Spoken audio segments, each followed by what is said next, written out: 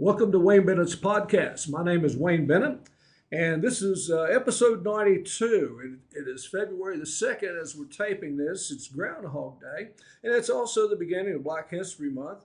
Our guest today is a young man that's a former athlete, works in special education at Woodrow Wilson High School, and he also coaches football and wrestling at Beckley Stratton Middle School. Welcome, Darius Law. Oh, thank you for having me. I'm having a great day and appreciate the come past to see me. Well, let's go back just a little bit. I know you went to Sylvia School. I'm an old Sylvia School alumni. And did you play basketball there? I did. I played basketball for Sylvia. I did. Who was your coach? Mr. Bobbins. Okay. Mr. Bobbins, yep. He was my basketball coach when I was at elementary, yes. Another thing we have in common is I know you played a little football for East Beckley. It was Wildcats back then, wasn't it? It was. East Beckley Wildcats. This is the first year they brought it back. They started back up the program first year, and they did really well. And they helped. They come over and use our facilities at Beckley Stratton, and Mr. Mayo and Coach Chappelle and Mr. Neighbors do a great job of running it. Now, when I played, there were the Wildcats, and that was about 45 years before you played. Mm-hmm. And I know you guys, when you were on the B team, y'all were 11-0. We were 11-0. Yeah. Coach Leftwich and Boyden. Coach Leftwich. You had Coach Boyden. You had Mr. Rhodes. Mr. Robinson was our coaches at that time. Yeah. And did you have any role models back then? I did. I think all my coaches, from elementary all the way up, the males played a really big role in my life, and they all were hardworking men, family men, and they modeled, great behavior and showed us how to conduct ourselves as young men. Now, you went to Beckley Stratton, and who was your coach there, or coaches? Football, my coach was there was Coach Cooper. He was my 7th grade coach, and then 8th grade, 9th grade year, it was Coach York. For football, basketball, it was my 6th grade year. My 7th grade year, it was Coach Neighbors. Is now the head coach here for the girls program here at Woodrow Wilson High School. And my 8th grade and 9th grade coaches was Coach Bostic and Mr. Tilley. They coached me when I was at Beckley Stratton back in the day. Now you guys, you had a pretty good team. Brandon Thompson and that bunch. Yeah. And, I can remember that group. And when you got to Woodrow, you played basketball and football. Coach Lilly was your football coach, and you guys had some pretty good success there. Yeah, we were successful the 3 years I was here. We made the playoffs all 3 years. Got to play with some very talented guys. Doug Legursky ended up making it all the way to the NFL, played in a few Super Bowls and won one.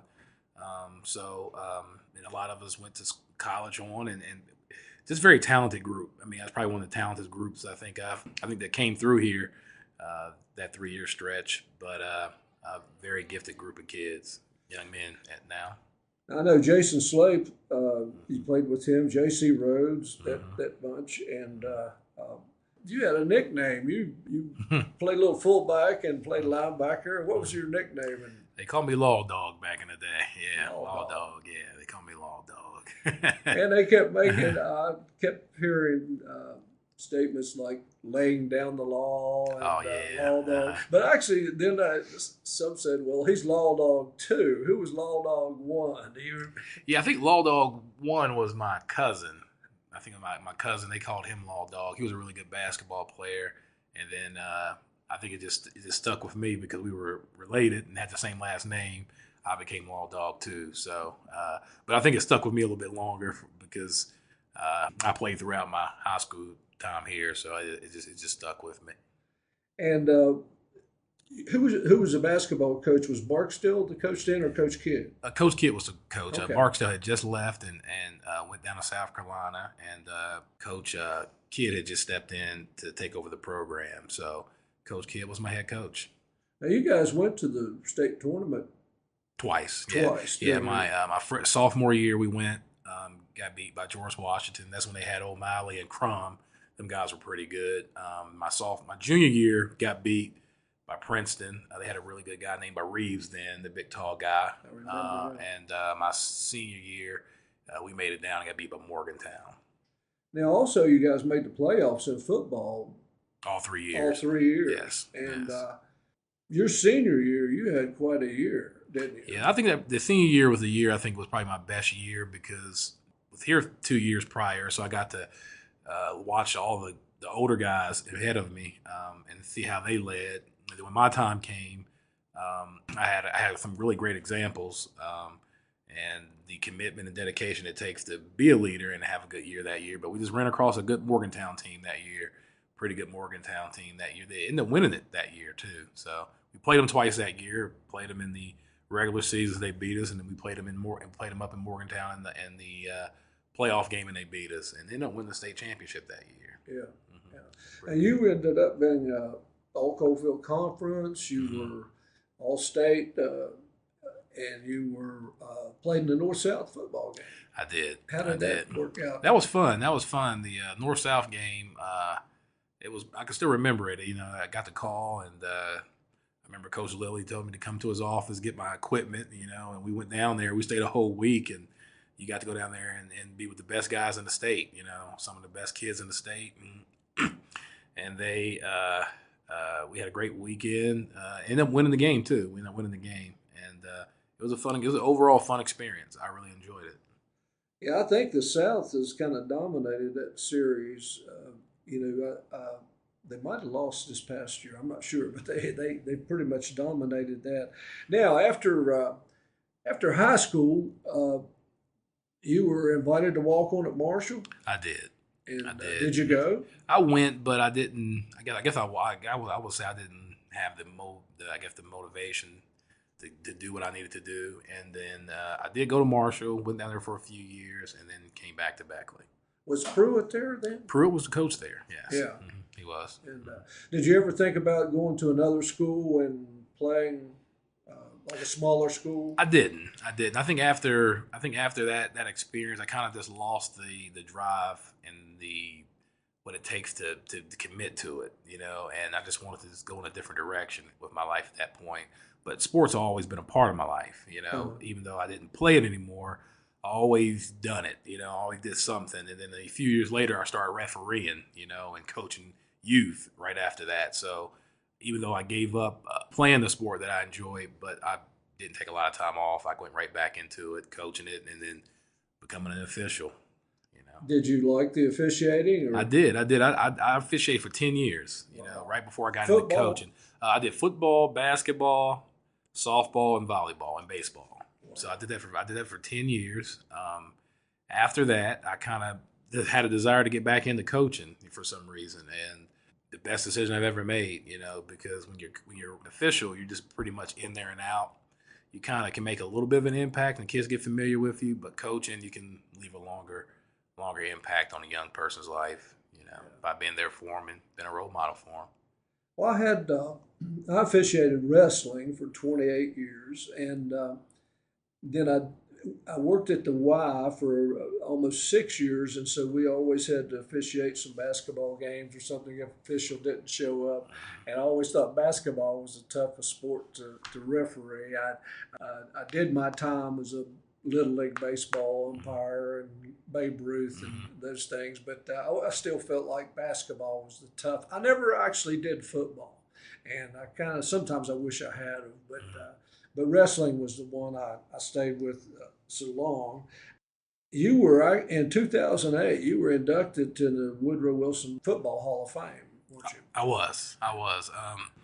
I was inducted into the Hall of Fame. I remember coming out and being part of all the festivities and going to the game. Woodrow ended up winning that game. I can't remember who it was, but it was a great honor, to be inducted to a Hall of Fame where so many great players came before me, after me, and a lot of them are here now. You look back, it's been a long time ago, but it just shows you if you put the work in and you commit to something and you work hard, things do pay off for you. Now, who else was inducted that year? Thomas Mitchell, Yeah, I can't remember all the guys, but I know Thomas Mitchell. I played with him. There was a few other guys. I would have to go out there and look at the Hall of Fame wall. Yeah. But it was a few of us, and we all got inducted, and it was just a great time, to come back and reminisce, talk about the times that we had together here, and then look at the kids that were playing at the time. But some of them guys are Hall of Famers here now, like I think it's Van Hoos, Clint Van Hoos. He ended up going to Marshall, was a really good player, and then making the Hall of Fame. You had another good kid that was here. Can't think of his name, but he was really a running back here at that time, and he ended up making the Hall of Fame. But we had a great time. Tell me about your job. What do you do here at Woodrow Wilson? At Woodrow here, I provide support for kids who have special needs and help them, and then assist in any other area that they might need me, whether it's bus duty, lunch duty, help kids who just need someone to talk to, and then try to be a role model to a lot of young people here. I see them out in the hallways, I talk to them, give them some type of positive words and encouragement to push them through their day. Now do you go to classroom with them, or? I do sometimes, but I'm in the classroom all day. It's more self-contained with students who have special needs. Do you feel like you're going to stay in that type of work? I probably say in the future I'm getting more into teaching. So I'm ready to start my teaching next semester. So, when the school year start back up, so I'll be more doing general ed next year in the future. When did you get involved in wrestling? 4 years ago, when I when I got invited to be an assistant coach at the time. The coach there at the time was they didn't have a program for a while, and he had asked me would I want to help him. And at that time, I didn't know anything about wrestling, or anything like that. And I said yes, but eventually he decided not to come to be the head coach, and the opportunity was presented to me by the principal, Mr. Smith, and he asked me did I want to do it or I didn't have to do it. But at that time, I had like 20-some kids that came out, showed up, because I met with a lot of them who were interested in wrestling. And I probably had like 20, 30 kids to show up, and I just couldn't say no to that. So I took on the job, even though I didn't know anything about wrestling at that time, And how did you do it? And that's what my first year, I had a lot of help from Coach Reeves over when he was at Park. He was the coach at Park at the time. He helped me out a whole lot. We went over and had some inter practice with him. I went to I talked to a lot of other coaches, like Coach Matt Osborne here at Woodrow, Jeff Neal, Coach Bells, a lot of good guys that have a lot of experience in wrestling. And then I just started watching a lot of videos, going to camps, going to coaches clinics. My thing is YouTube. I utilized that a lot with Jordan Barrows, got some books. Then I learned about a lot of stuff through wrestling through the greats like Dan Gable, John Smith, Cale Saunderson, that wrestled at Penn State. Well, Iowa State, now the head coach at Penn State. Now I just watch a lot of wrestling. I watch it and I've learned it, and now I'm comfortable with it now. 4 years in, I'm kind of more comfortable with how things go now. Do you have an assistant? I did, but I'm still working on trying to find another assistant. So I know John Brown helped you a little bit one time. Yeah, John helped me my first year. He was a very good help. His kids now go here at Woodrow, but if I can get him back, I would love to have him back. I might have to reach out to him again next year, see if he would be interested in coming past to help me out. John wrestled for me at Park years ago, and when I first saw him helping you, I said, well, he's in good hands. Oh, yeah, John helped me out a whole lot. I mean, he was, to be honest with you, he was, that was probably the best hire I could ever had. A guy who had the experience. He wrestled. He was very humble. He had a history in law enforcement, so he knew how to conduct himself to be a positive role model for the young boys. And a lot of the kids that he helped that day, and helped me that year, kind of got the ball rolling for me. He's a big help for me, and I wish I could have him back, to be honest with you. Well, how many kids did you have out this year? We had a total of before it all said and done, I think I had 27. Wow. 27. Still a lot of interest. Yeah, 27, and now I'm down to about 18. About 18. A few move, and a few kids just lost focus. But overall, it was a good turnout. Well, I noticed that you guys are more competitive Mm-hmm. this year than you have been also. And We have. I'm a firm believer, especially on that level, that numbers are important. I mean, if you've Mm-hmm. got the numbers Mm-hmm. and the competition for the weight classes gets a little more extreme. And Mm-hmm. if you've only got 8 or 9 Mm-hmm. kids, they come out and they know Mm-hmm. they're not going to win any dual matches or Yeah. whatever. But if you've got the numbers, the kids get a little more competitive, and that's really the whole key, and even in high school, and the skills will develop. Yes. I feel like. Yeah. But now,